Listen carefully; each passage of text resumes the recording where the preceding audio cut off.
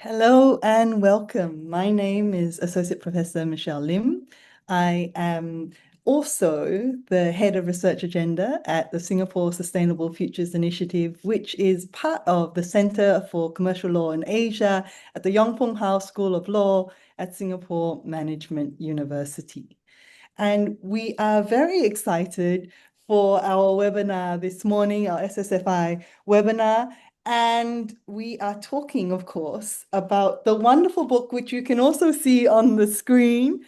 And I am delighted to have with us today Maria Elena Juan, who is the author of this amazing book, who has won 2 awards. And I will tell you a little bit more about Maria Elena in a little bit. But first, I would like to extend my thanks to Ethan Barrington, Fu Chien, and also Li Huiting and Jovin Tay at CCLA, and also the support of the SSFI director, Ningye Liu. But moving now to the reason why we are gathered here today. Thank you so much, Maria Elena, for joining us. Maria Elena is an associate professor in environmental studies, environmental humanities and Indigenous studies at Syracuse University.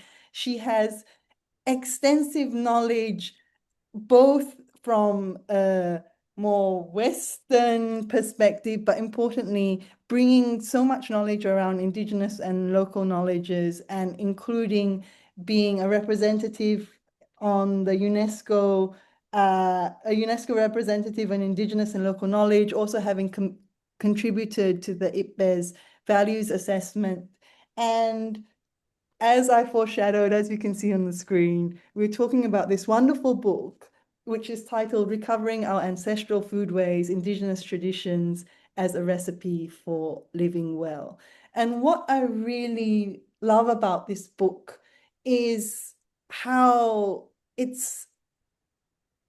me, there's so much love and care in there, and how you're bringing not only your academic knowledge, but also your own experiences, and how the book starts with this story of sweet potato and your journey from Peru, and also then having these conversations in Aotearoa, New Zealand, with Maori communities. And I will read, and I'm very much excited to hear from you, but I do want to read this paragraph from the introduction, which states, if Quechua and Maori can still find that kinship at the intersection, the sweet, starchy heart of their ancestral foodways, centuries later, so can other Indigenous peoples.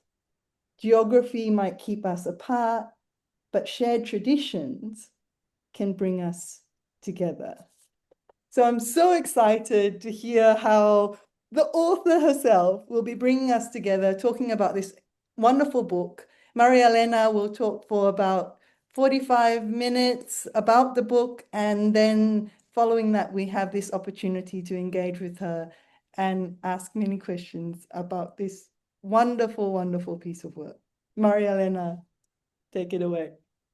Well, thanks so much, Professor Lim, for the invitation, and I appreciate the opportunity to talk about something as important as my book. I would just start by saying, Ayi Ancho, Mantakani Peru, Sutimi Marilena, Tenakoto, Tenakoto, Tenakoto Katau.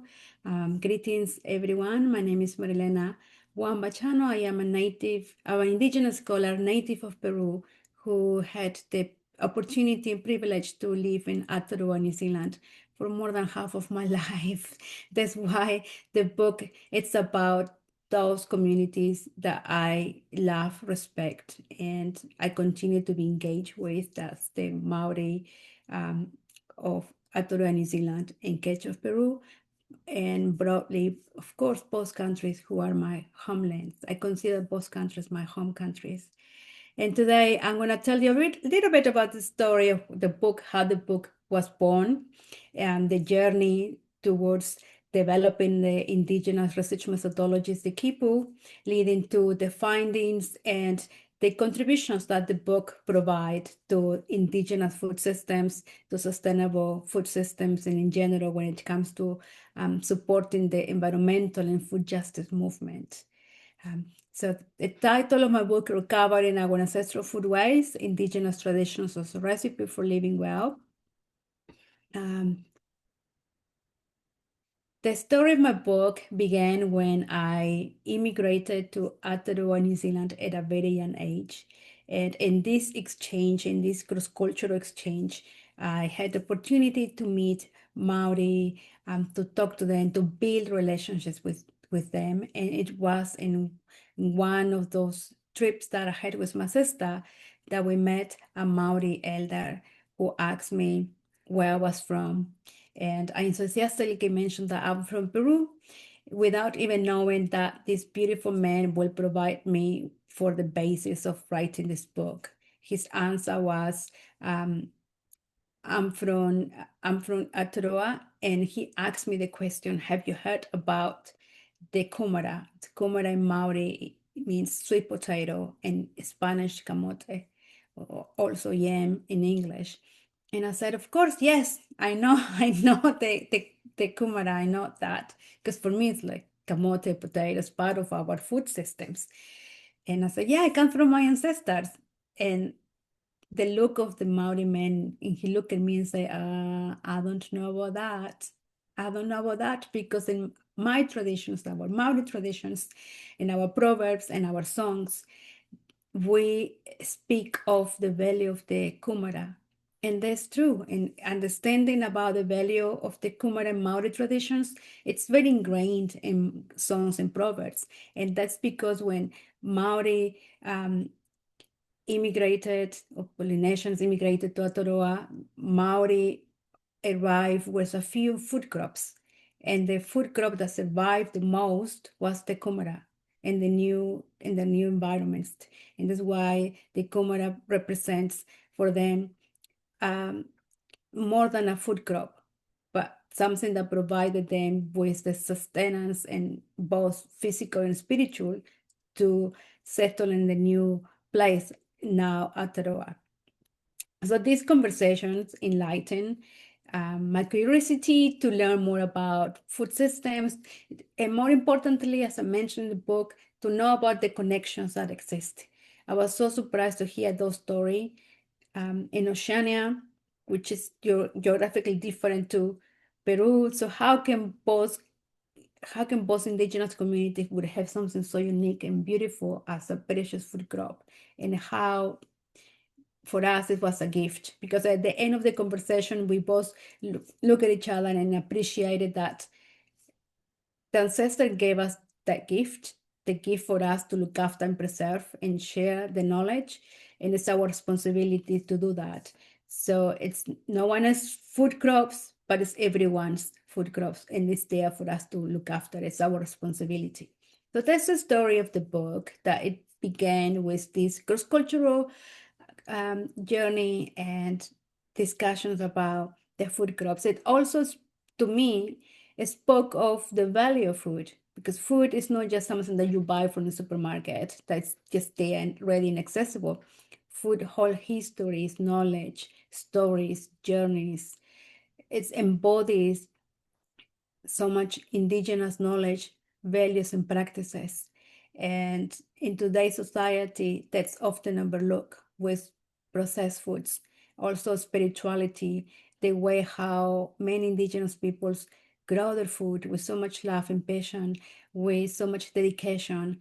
Songs are offered at the beginning of the harvesting season, celebrations and festivals to Vinia, Pachamama, or Mother Earth.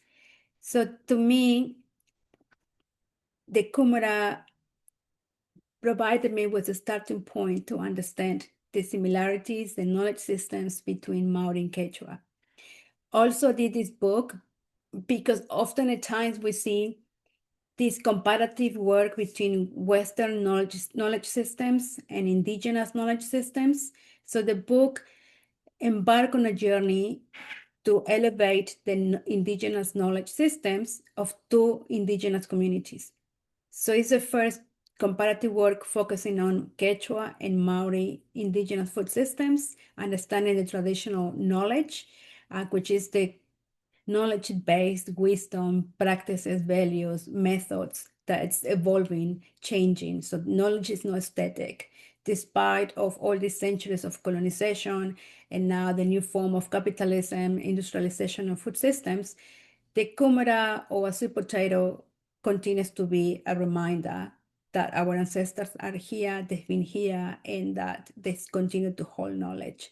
So the book embarked on this journey to understand the knowledge systems of two unique indigenous countries, indigenous peoples. So I started to do that. And in doing this and understanding the knowledge systems, I discovered a very unique and holistic philosophy.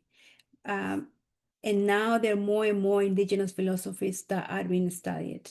But when I started the journey of my book, I understood that in the highlands of Peru, there is this indigenous philosophy of life called Ayin Cauce and Ataroa. Some Maori refer it to Maori Ora. We have in Africa the concept of Ubuntu. We have in North America, here in Turtle Island, Minovida Wisemin. All these indigenous concepts broadly translate to indigenous holistic philosophies of living well that highlights the human and non-human ethical relationship. Also, we talk about sustainable development, and the concept was coined in 1986.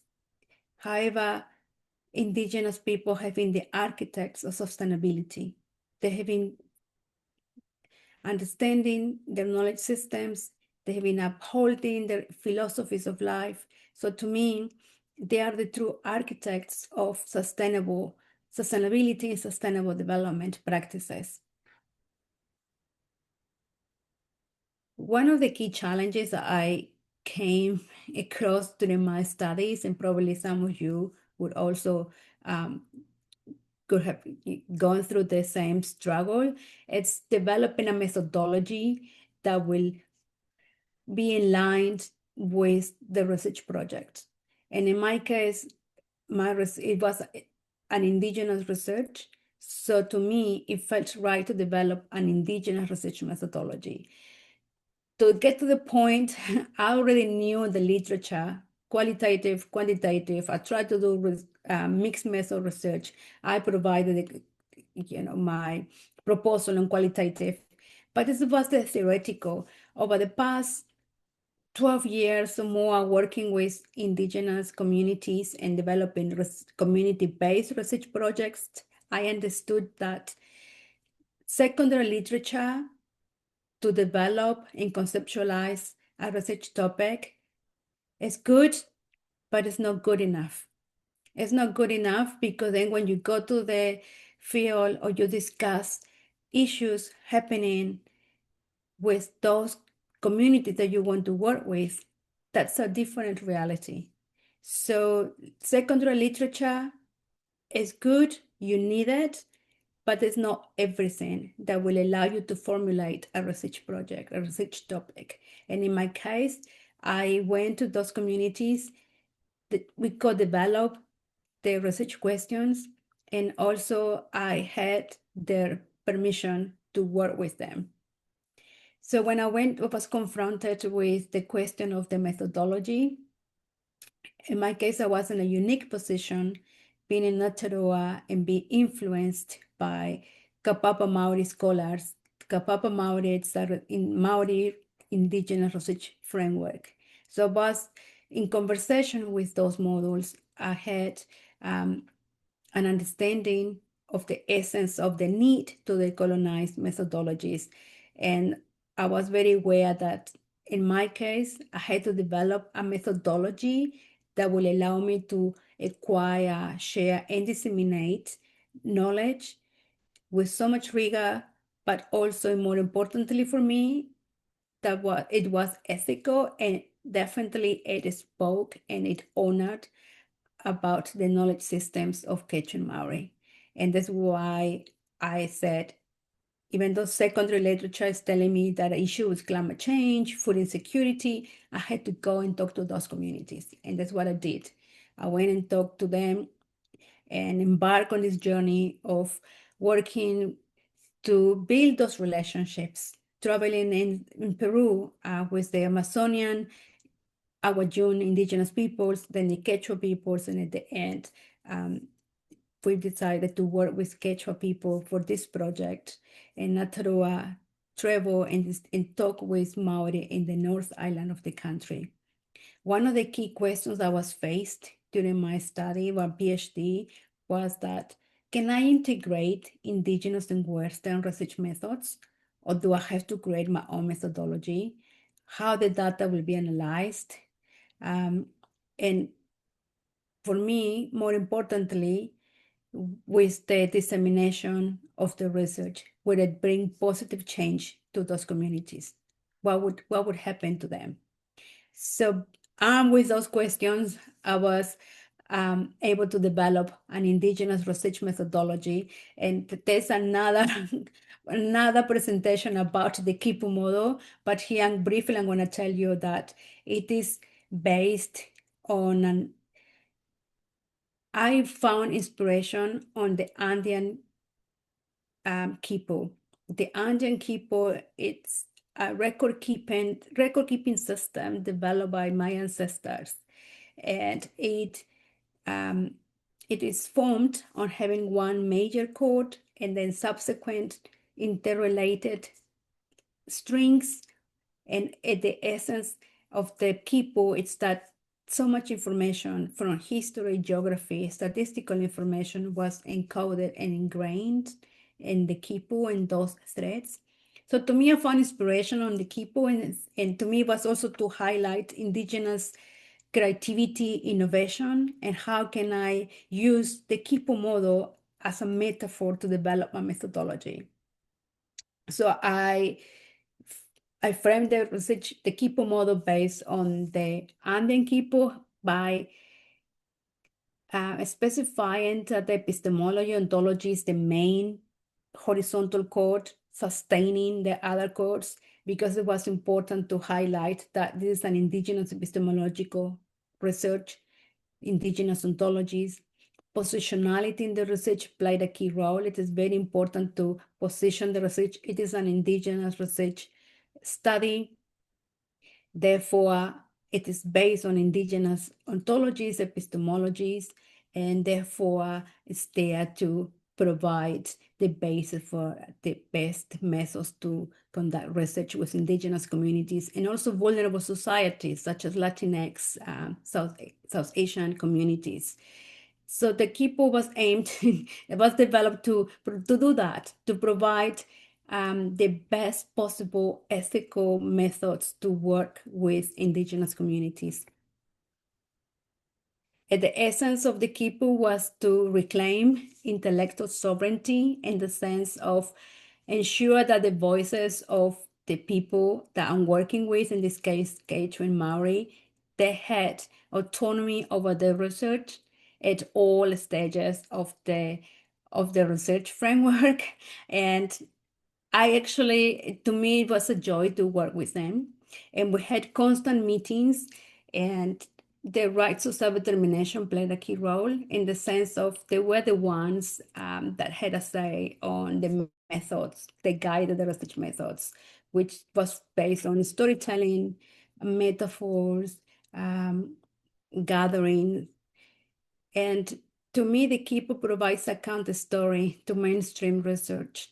It provides a counter story of how Indigenous researchers are faced with the problematic question of how can I develop a research project that would elevate the knowledge of the people that you're studying, and you would think how the study would benefit them. So it provides a counter story. How can you actually develop an Indigenous-based research framework and how to turn those struggles into opportunities? Also joins the voices of the colonial research and its contribution to the body, small but growing and more growing body of the colonial research. It's in addition to the Kaupapa Maori, in addition to the Talanoa and Samoa, the Kipo model provides that basis. And it's a platform for the co-creation of knowledge in a very transformative way, in the sense that provide autonomy to the research partners, and also provide me as an Indigenous scholar with the opportunity to develop a framework that it's culturally sensitive and provide benefits to my communities.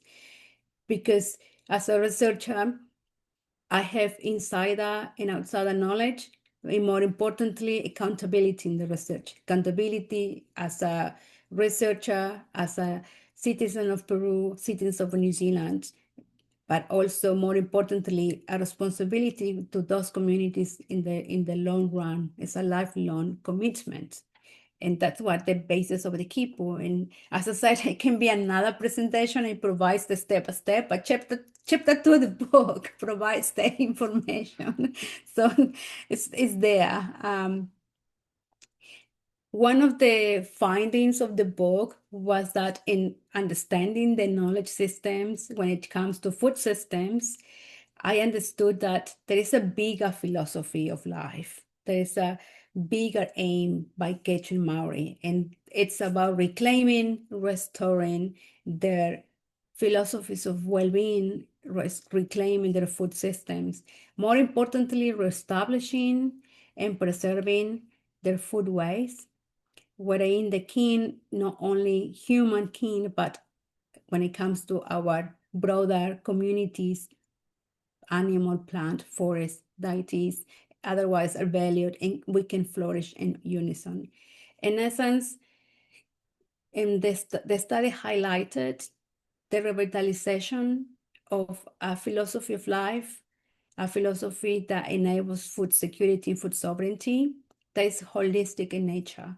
It's not just the well-being of humankind, the well-being of humanity, but the well-being of the non-human relatives, the well-being of the river, mountains, that they have rights. That here comes the person who writes. They have rights, just as we humans have rights to be preserved, cherished, and respected, so do our non-human kin. And it resonated greatly with the research, the concept of rematriating holistic collective well-being. For the ones that are new to this concept, within the food systems, rematriating focuses on bringing back and restoring all those seeds, all the food systems that we have been losing or have been disrupted because of colonization. Also to counteract the repatriation, repatriation is very paternal, very the father figure, and also when it comes to anthropology, repatriating objects. So to counteract that is rematriating, to ensure that the essence of rematriating things back to Mother Earth, back to the land, back to those communities that have suffered because of the loss of those relatives, is happening. So that's the concept of rematriating holistic collective well-being. Also, something very exciting in my work was when I started focusing on food security, and I understood that as seen through an Indigenous lens, you can't be food secured without food sovereignty. You need food sovereignty to ensure food security.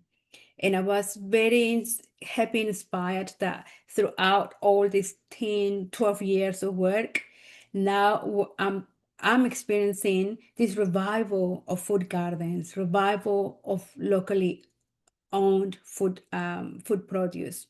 The visibility of Indigenous food sovereignty, to me, is inspiring and continues to expand globally, not just in North America and Europe, but in Africa, you're hearing more about the concept of food sovereignty. When I started this study back in 2011, and I thought about the concept of food sovereignty, which is the rights of people to have access to cultural appropriate food, which forms the basis of a concept to counteract neoliberal capitalist ideologies of food. and it was coined by La Via Campesina in 1996. So while the concept of food security was understood, the concept of food sovereignty in Natural was not widely recognized or accepted. It was mostly a concept that emerged, and rightly so, in Mexico and North America. And here I want to tell you about the distinction between food security, food sovereignty, and indigenous food sovereignty. So food security is a policy. It is a policy objective to ensure that everyone has access to food, regardless of the method, regardless of how. The issue with food security, as we may know, is that they focus on the availability, mass production that disregards the health of humanity. Food sovereignty was coined in 1996 to counteract that and to ensure that everyone will have access to healthy foods. But indigenous food sovereignty, it goes an extra step. It goes beyond that to highlight that we want to reclaim the access to our traditional foods.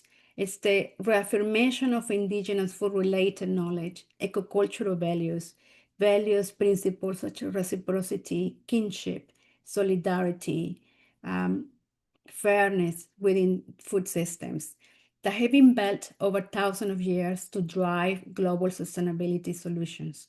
So that's the difference between food security, food sovereignty, and indigenous food sovereignty. Also, indigenous food sovereignty is very political because land is very contested. And where do we grow food? On land. So that's why it's very contested. And that's why the concept of food sovereignty, which is very problematic, and there's no consensus, because from an indigenous perspective, the concept of sovereignty, it's about collective ownership, collective understanding that the land is not there to be exploited, but it's there to be respected as a collective. And so, but from a Western perspective, it's different. The land is a resource that is there to be exploited only. So we see these differences between epistemologies and ontologies. And the book provides that information, provides the understanding of all these concepts that are Western concepts. Because if you go and work the land with those indigenous and local communities, the concept of food sovereignty, it does not exist because there's a living reality for them. I will never forget that I was giving a talk about indigenous food systems, and one of the Maori elders said, well, our elders grew food together. We had food gardens before it got disrupted because of the British arrived, this and that. And he said, but now there is a fancy concept called indigenous food sovereignty. And he said that in a way to highlight that it's something that has been practiced and continues to be practiced. But now we give it this concept that's a Western concept. So now we're part of this movement about revitalizing and reclaiming indigenous knowledge and elevate. And that's the essence of the book, to do that by showing how Maori and Quechua continue to hold tight to the traditions, values, and principles to ensure they have access to healthy food, and also while preserving the health of the land. One of the contributions of the book, in addition to the Kipu model, is developing an indigenous food sovereignty framework. And I did this by, again, using a metaphor from my ancestors. And surprisingly, there was another similarity. Quechua people and Maori people, they live on the southern hemisphere, and they are the constellations, and they have this Andean cross. And for Maori, Mahutonga in Maori, and Chacana in Quechua. So I use that as a metaphor to ensure that the culture, environmental, economics, and political well-being that encapsulate their food systems is understood. And I made sure to place spirituality at the heart of that framework, because spirituality, it's something that has been missing in food systems. The celebrations, the offerings For instance, in the month of August right now, all throughout the Andean world, we are doing offerings to Pachamama because August is believed to be the most fertile month. And so we give offerings as a thanks and also start getting ready for the harvesting season.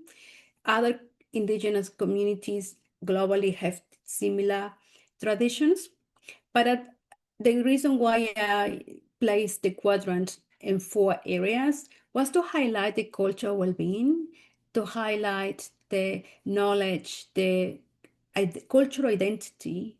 I don't know if you heard the concept of we're indigenous of the land. Pachamama, Mother Earth is my mom. Just to highlight this very interdependent relationship between the land and humanity. Environmental well-being, it speaks of ensuring that environmental policies are there and implemented to support the well-being of the land and environment. Economies of well-being speaks of economies that are built on solidarity, are built on fairness. It's not based on a capitalist system, but it's mostly based on values and belief systems. So it's definitely a difference to the capitalist way how we're living right now. And political well-being, again, the rights of personhood is there. Political well-being highlights the need to have the rights from Mother Earth. Also, other legal instruments, such as the United Nations Declaration of Indigenous Peoples' Rights, and other instruments that provide with the essence of ensuring the knowledge of Indigenous peoples is elevated and understood. So every single quadrant will provide the basis of how, in this case, Quechua and Maori conceptualize well-being, conceptualize healthy food systems, understand the mechanisms to ensure they have healthy foods. And to me, this framework definitely holds true and is very relevant in today's society. And it's there so we can understand the main tools, the main concepts, how in the thinking of indigenous peoples, in this case, Quechua and Maori. And it's a framework because to me, hopefully it will resonate with other understandings of indigenous peoples, not just in Oceania or Central America, but beyond that.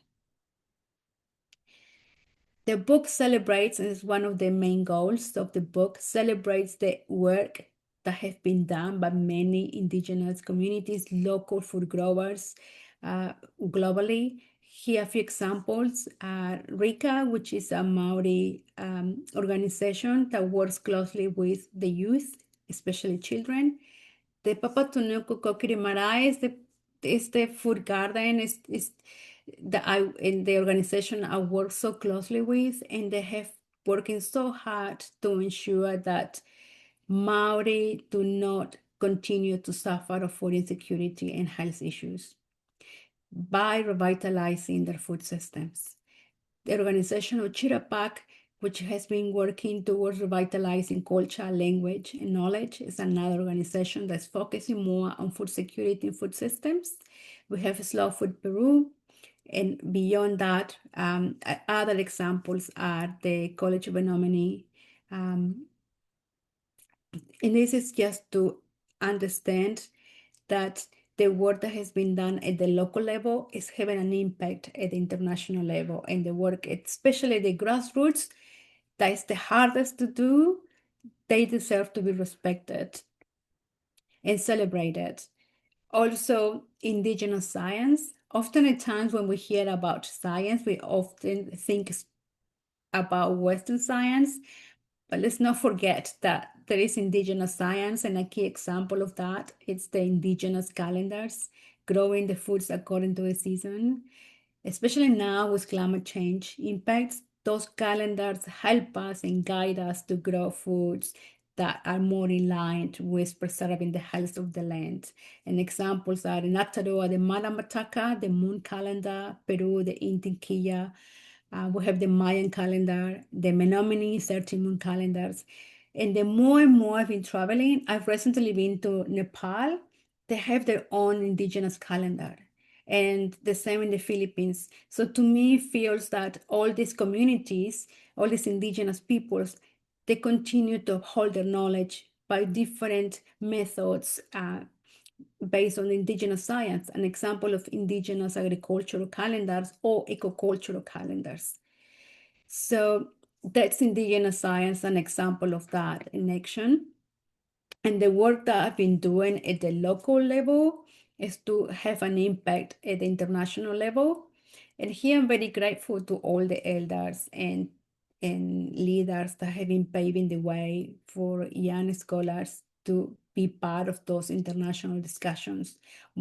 Most of the discussions about food security, environmental practices are done at a high level, international level, and without the presence of indigenous peoples. So being able to be in those spaces as an indigenous scholar provides me with the platform to elevate, discuss, and engage in conversations that will provide benefit for indigenous knowledge, indigenous science. And I have to say, it's frustrating at times, the hard work, but I only think about all the work that has been done, as I said, all those elders that have paved the way to be part of those international spaces. So I'm part of the United Nations reports and the EBES, and more recently I've been nominated, and I'm part of the UNESCO Indigenous and Local Knowledge Task Force for the mandate 2024-2028. And we're overseeing different reports, monitoring about diversity, spatial planning, and being there to support Western scientists to ensure that the knowledge and voices of indigenous peoples and indigenous science is represented in a way that provides dignity for all those indigenous peoples. So the work that I do at the local level is to have an impact at the international level. And the essence of the book is to do that, to celebrate the knowledge of those communities. There is so much more to say and to do when it comes to ways to understand indigenous science, philosophies of well-being. And I feel that this book provided me with just the beginning of this journey, provided me just understanding. There is so much to learn, for instance, plant medicine, traditional medicine, the role of women in the movement for indigenous food sovereignty. We hear and we read, and most of the readings that I have are about agriculture, but it doesn't actually speaks of the value of women who are the carriers of knowledge in a very transformative way. So that's an area that I'm very interested. And here I just want to show you some pictures of when the book was born on the 6th of August last year, and how as a collective, in unison, how we worked together to make sure that the birth of the book went really well. And I celebrated with my beautiful Quechua partners, my family, and to ensure the success and longevity of research. So those are just the pictures that we had on the 6th of August, the day the book was released globally. And so there was a very special moment for me. And what Professor Lee mentioned is, to me, holds true. Geography might keep us apart, but shared traditions can bring us together to build sustainable futures. And if a starchy, sweet, and humble sweet potato, such as the kumara, can ignite indigenous communities that live so far away, I have so much hope that it can do with other indigenous communities and other indigenous people globally, indigenous and non-indigenous and allies, how we can come together to work together to build sustainable futures. And with that, Sulpaki Kiora, thank you, and I would welcome all questions. Thank you so much, Maria Elena. Yes, I'm hungry. Ending on talking about sweet potato definitely made me hungry, but also very much to use that metaphor, hungry to learn more about all the things you've been talking about. And as we promised at the start, we now have this opportunity to engage with this author of this. It's won 2 prizes, right? 2 prizes for this book already. And I have lots and lots of questions. But, and I will use my chair's prerogative, and I do want to turn it over to all of you. But before we do, I know, and where you concluded there also is very much reflective of how you conclude in the book about how the book's a celebration of all the achievements made by Indigenous people and reinforcing that it's about rematriating cultures and how you again use that metaphor, planting seeds of hope through restoring and elevating Indigenous food sovereignty and local food systems. So while others on the call are thinking about how they want to articulate their questions, I actually would love for you to continue to expand on those final photos that you shared with us about the significance, because I know we spoke about it in Sweden, about the significance of that ceremony. It sort of adopted kind of like was it a birthing ceremony? Could you talk us through how that celebration happened within community? Yes, it was the very first time that a specific celebration was done for the birth of a book for the community. And I hope it was the first of many. So Mm, I was mm. very touched that when I arrived, there was a beautiful ark filled with flowers. And the men were on one row and the woman on another. And when I arrived with the book, holding the book, they will be throwing flowers. It's like, kind of when you get married and you get I started pouring myself with flowers. And they told me that they do this celebration and tradition when a baby is born, and get to Wawa. That's why often at times you will hear me talking about my baby book. Because and also how the community welcomed the birth of this book with lots of love and flowers.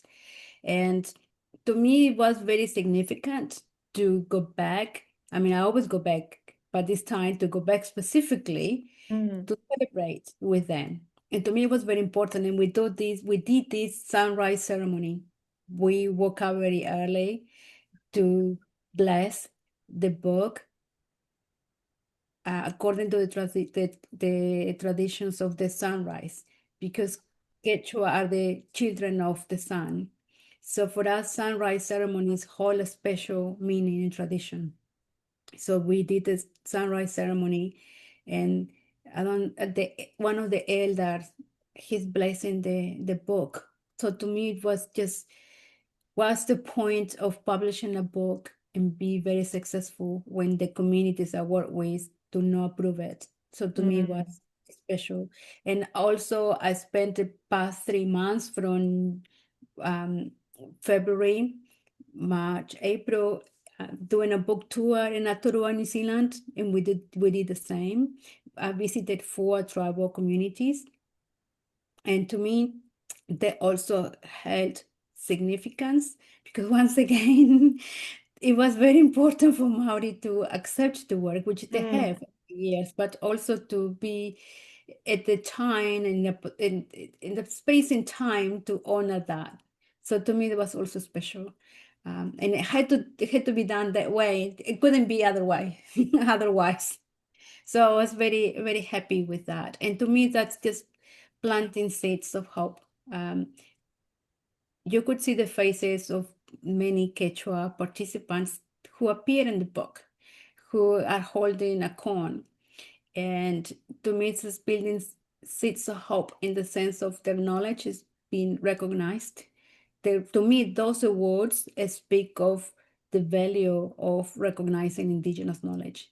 To me, it speaks of how now they're understanding Indigenous worldviews, philosophies, and the value they carry, they hold in addressing many, many issues, food insecurity, especially coping with climate change. So Mm, to me, those mhm. words indicate and give hope that definitely there is a need to pay more attention to those knowledge systems. And now I see more and more food systems um, elevating the role of that knowledge, and also seen many food gardens be sprouting, many students joining my classes, other classes. So I think that to me, that's building sense of hope and linking up to the project I was started to work on the role of women within that movement, Mm. within Six of Hope. Wow, thanks. And then like when after hearing your talk, when you talk about food insecurity in that whole of that context, that in itself seems like such a impoverished concept in that it's missing all the other things you're talking about, spirituality, kinship, relationality, but also the relationships between people about the food itself, which is, yes, so wonderful to hear about. I did promise that anyone who has questions, feel free to, am I looking to see if there's any hands? If not, building on that, my next question was how you were talking about how to bring together the different epistemologies, ontologies, and in some ways, how does Indigenous knowledge, Indigenous science, how to make that be reflected in a meaningful way in status quo type systems? So I was wondering specifically in the context of the IPBES values assessment. So as you know, right, the assessment processes, they're very systematic review, which is quite contrary to all the things that you've been talking about. So I'm just sort of wondering how in the values assessment, which really champions these different ways of thinking about things, how do you include that? Because how are you going to do a systematic review of Maori and Quechua foodways, right? Like how is that process dealt with? That's an excellent question because um, it's been a long journey. It's been a long journey. And I'm very appreciative of the work of IBES when it comes to being able to integrate and acknowledge the diversity of knowledge systems. Mm, And mm, they have, for instance, incorporated Indigenous and local knowledge dialogues. So when they do all these reports, they make sure that Indigenous and local knowledge voices are included in those reports, are understood. I've recently been in Nepal in part of two reports. So I'm appreciative of those mechanisms of the work of IBES. However, it's been a long journey because we continue to be a minority in those reports. mm, The mm, body of Indigenous scholars are the ones that continue to educate and explain about what is Indigenous worldviews, what is Indigenous knowledge system. Indigenous science is valid, it's as valid as Western mm, science. And the question that you raise is very, very important because Western science is show me the evidence, give me the evidence. I want the literature, I want the research-based evidence. And as you know, publishing an article takes time and it has to be written in English and it mm, goes through a mm, peer review process. And often at times, more than not, all those articles get rejected. So all the knowledge doesn't even make it. mm, And what I experienced in those EBS reports that there is this group of scholars who want to support Indigenous and local knowledge. So we did in the values assessment, we did this exercise in the sense of how they call it gray literature to literature they mm, can't mm, find. mm, So So we decided we don't want it to call it great literature. The literature is there. We know what it is. So the literature is found in community-based reports. It's found in videos. It's found in living libraries and the Mm, sense of the knowledge, oral histories. So the exercise was based on knowing where to find those resources and making the case that they are as good as a peer-reviewed journal article. Another mechanism that we used was to invite as contributing authors, Indigenous and local knowledge holders to provide with the literature. So we found mechanisms to ensure that Indigenous and local knowledge is well represented, but it continues to be a struggle in the journey because you're constantly faced with the need to explain mm, mm, yourself and proof about Indigenous science when we shouldn't prove anything. We know it's valid.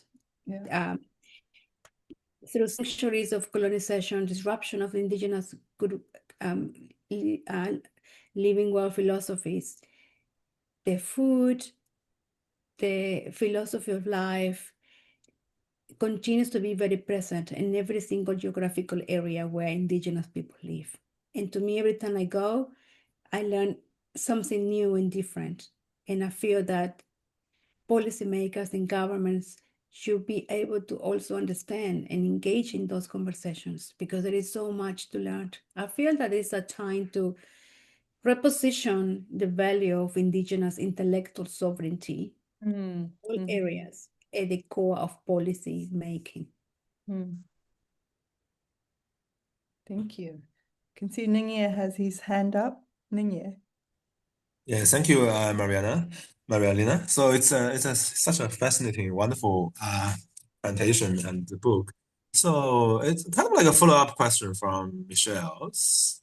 I'm particularly touched by your one of your objectives, that you were trying to reconcile the Western research framework and the indigenous research framework. I think I have maybe two questions around that. First thing first is, have you managed to do that? Because it seems to be very difficult, as you just mentioned. It's kind of like it's a very dominant system. I mean, I'm not. I, I think coming from non-Western background, we constantly face this challenge that you have to explain. You have to keep explaining. So it's a very dominant system, order, whatever you call it, and then it's dominant in a way it becomes very exclusive, right? So how can you reconcile that? So that's kind of like my first sub question, and the second question is more about indigenous knowledge and also indigenous way of thinking and that you have been doing. That is there one single system, indigenous system, that is really kind of like we can use it as a parallel universe comparing to the Western system? Because even when we talk about Western, it's also very broad. But I think to a large extent, Western is a single system in my mind. It's like, this, as you just mentioned, the peer reviewed process, the scientific discovery. So there is a standardized kind of way of thinking and a system that is really very much dominant. So when you're talking about indigenous, is there also a singular, is this also a singular thing, or is it actually also quite plural? Like, it's in Nepal, it's totally different from Peru. I guess that's kind of like my curiosity, where my curiosity lies. Like, Nepal, Peru, New Zealand, North America. There are commonalities, but are there differences? Are they the same? Are they more or less not the same? Of course, they're not the same, but can we put them into one box and say, see, this is our parallel universe comparing to the Western system? Thank you. Well, thanks for your questions and appreciate the both questions because I think definitely when it comes to reconciling Western science and indigenous science, I think it's important to understand that Western science doesn't need to validate anything because it's millennia old research-based evidence of the value that they provide, in this case, to Foodways. But as you mentioned, we're constantly asked to prove, to validate. So in that case, to reconcile, I hope they can be in conversation. I hope they can be in a respectful, meaningful conversation of how they can supplement each other, how they can support each other. We don't oppose Western science. We understand it and respect it, and we respect the same, and we respect to see how we can find a common ground. Also, the book provides, my goal was to provide the basis of future studies, the basis of an Indigenous research methodology, the basis of a research framework. The book does not provide the solution to solve the food challenge. The book will not give you the answers. The book will provide you with the concept, with the philosophy, with the understanding of a different worldview, of a different way of thinking to the current world. And I say this because I've been asked in one of my book talks, well, your book does not offer the solution to end food insecurity. And I felt that's the essence of the book, to give you critical thinking, to show you this is what has been done and continues to be done in a different way, and provides you with some insights of philosophies of well-being and knowledge systems and methods and practices, Indigenous calendars, and other things that I have used to provide examples. And it's up to us now to come together and work as a solution. So even that thinking is up to me, the very Western instructive thinking. Show me the solution. When we can definitely find ways to do it together. And frankly speaking, we didn't cause this issue, the food insecurity, not Indigenous peoples anyway, but they're there to support and provide help. And the second question, and remind me the second question. About the plurality that you've observed, or can there be like a overall, this is an Indigenous framework? Diversity. Yes, that's a main question, because knowledge is context specific. So Indigenous knowledge is dynamic, evolve, and the methods and systems, they're different between many Indigenous groups. So while they uphold similarities, and one of the similarities, the worldviews, the philosophies of life, which is very holistic, where kinship plays a key role, where values such as reciprocity, solidarity, self-governance play a key role in this bigger understanding of good living. Every single Indigenous communities have their own language, which provide the basis of knowledge, their own language, traditions, ways of doing things. So that's why chapter 3 and 4, I talk about these philosophies, and I focus on there's no generalized knowledge, because knowledge is diverse. And while the whole similarities, as I have noticed in all this time traveling and getting to know Indigenous communities, they share the main similarities, but they continue to have and co-create knowledge within their ecocultural spaces. So they're very unique. So there's the diversity and knowledge within every ecocultural landscape. So yeah, thank you. It's something that's important to highlight. That's not general. That's why food security policies, the one size fits all doesn't fit within each Indigenous groups. And an example I'll give you, when government, for instance, the government of Peru wants to impose rice and pasta to the food diets of the highlands of Peru, when the food diets are based on potatoes, are based on quinoa. So doing that, thinking, oh, to ensure that you have food and food security, what we are used to eating from a Western perspective, from rice and pasta and all this, you have to do it as well. But it does not align with the living realities, especially with the gut system of the indigenous peoples of the land that are used to quinoa, used to potatoes, and replace it with rice, replace it with other foods that are not in line with their makeup, causes a disruption, causes an issue that goes beyond the physical but spiritual. And that's another discussion to have, the impacts of the disruption of indigenous foodways, not just at the physical level, not just Maori, for instance, experience the highest rates of type 2 diabetes. In the highlands of Peru, children are facing malnutrition. So beyond all this statistical numbers, it's about the spiritual well-being. I've noticed that when indigenous communities have access to healthy foodways that speak of the culture, the traditions of who they are, the cultural identity, and have accessibility to that, they're happy, fine. But when they lack of that, that's when their essence of spiritual well-being declines, and experience that in those communities.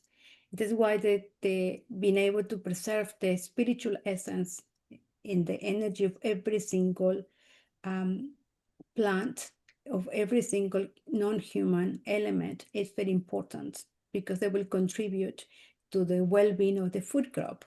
And here's the saying: if the land is healthy, the environment will be healthy, and therefore our bodies will be healthy, not just nourishing physically, but spiritually. Yeah, so thank you for those questions. Thanks. I might move now to we are in a law school after all, move to a legal question. Don't worry, I won't ask you about specific articles, but more fundamentally building on what you were just talking about there and other things you talked about in your presentation of my question about law is more about the fundamental value system, which is very different to what what colonial legal systems entrench at the moment. So you mentioned property rights versus words like responsibility, reciprocality, spirituality, and also around kinship with humans and with more than human, and the concepts that you presented at the beginning, Pachamama, and of course the Whanganui case being the first legal recognition of legal personhood of nature. So it's increasingly something that's being taken, I suppose, not completely, there's, it's being accepted, I suppose, increasingly recognized within colonial legal systems. But in your research, I'm wondering whether you saw any examples of Indigenous law in that the requirements of the community to maybe leave a field for a certain amount of time, or is informed by, you mentioned the calendar and cycles. Are there any sort of legal examples that you might have seen? Yes, definitely. Indigenous law, indigenous food security policies emerged from the indigenous thinking and philosophies has been great to observe, has been very important in my work to understand, especially to understand how the indigenous thinkings and governance influence food security law. For instance, an example is indigenous Maori and Quechua, they both grow their foods according to their indigenous calendars. And the elders are the ones who are very in tune with the rhythms of nature and the changes that exist. they are also the ones that know when to place a rahui. Rahui in Maori means I stop from doing something. So for instance, a rahui on farming fish in this specific river. And they place a rahui to ensure that they do not, humans do not overexploit the fish community because they have to be replenished.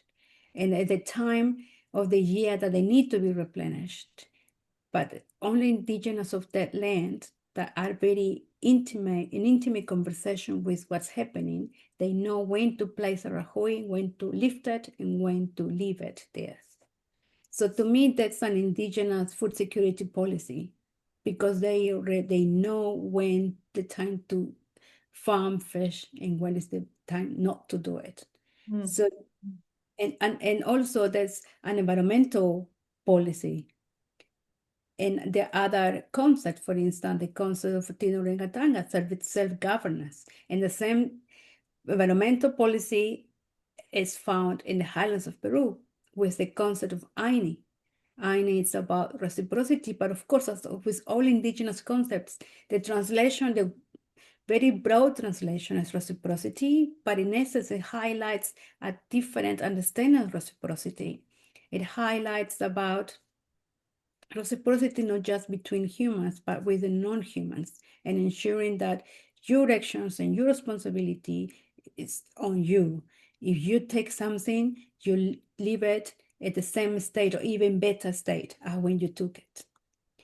So to me, those values and principles speak of a bigger philosophy of life, of a bigger law, indigenous law, when it comes to self-governance, when it comes to environmental policy, when it comes to political and legal system, even the concept of sovereignty and property rights. So to me, there is so much to learn, to understand from indigenous thinking, and especially when it comes to law. Great, thank you. Any other questions from me? Well, I'll leave our listeners to think of any questions they might have, but that does lead me to the next thing. And in some ways, I hesitate to ask this because it's again putting the labor back on Indigenous people. But for people who hear what you're saying and would like to stand with and can see all that these Indigenous philosophies, foodways, connection with land, all that brings, what would you like how would you like non-Indigenous people to stand with and to facilitate the spread of these values, not just ideas, right? It's values and ways of living. Yeah, thank you. I think definitely it's important to understand indigenous worldviews, indigenous way of thinking, and do not think that's just very romantic. That yes, we want after the river, the mountains. There is something deeper than that. The thinking goes beyond that. So to me, for the allies that want to support us, it's important to understand indigenous thinking, indigenous worldviews, indigenous or cosmovision, indigenous ways of living. That again is very unique in every single geographical context. To me, this forms the basis of understanding how to support us, because in that understanding, they will understand that it's very holistic, ethics play a key role. And beyond the holistic aspect, it's the principle of respect for that knowledge, principle of respect, recognition, and how can we work together to uphold that, which continues to be disregarded and disrespected in some cases, especially in the international forums I've been part of. Great. Thank you. I'm not seeing any further questions, and I know it's getting quite late at night for you, Maria Elena. Thank you so much for, after a long day of work, coming to talk to us. I might start to draw it to a close, but I do want to end, and in some ways you alluded to in your presentation as well. I want to end with the final sentence of your book, which is, we must hold fast to our traditions, values, and creativity in order to forge sustainable futures. Thank you so much for all this sharing, for this beautiful, beautiful book, and taking the time to talk to us today. And as you can see, there's hearts and Thanks so applause coming much. out Yes, from yes, all thank you. I around. appreciate that, and it means a lot that you are here, especially very early hours where you are. Thank you, Michelle, for providing me with the space and moderating it, speaking with so much love and care about the labor of love, my baby book. I appreciate that, and I invite the you all who are here online to flick me an email. If you have any further questions, be in touch with me. I'll be more than happy to respond that. And yes, I think if we hold tight to our traditions, regardless of which indigenous or non-indigenous background you come, if we hold tight to those traditions, we can definitely build our own futures based on our living realities, and that's definitely possible. When I go to travel to many indigenous communities and non-indigenous communities, local communities, I see that. So to me, I'm still very hopeful. I feel there is a big movement happening, and I feel that in solidarity we can definitely continue to advance together, but we need to find a common ground to do that. Yeah. So thank you for being here, and appreciate the support of my book. Thanks so much, Maria Elena, and thank you to everyone who's turned up Thank you. for breakfast or lunch or dinner, wherever you are in the world. Many, many thanks. Yeah, fantastic. Have Thank a you. lovely day. Thank you. Thank you.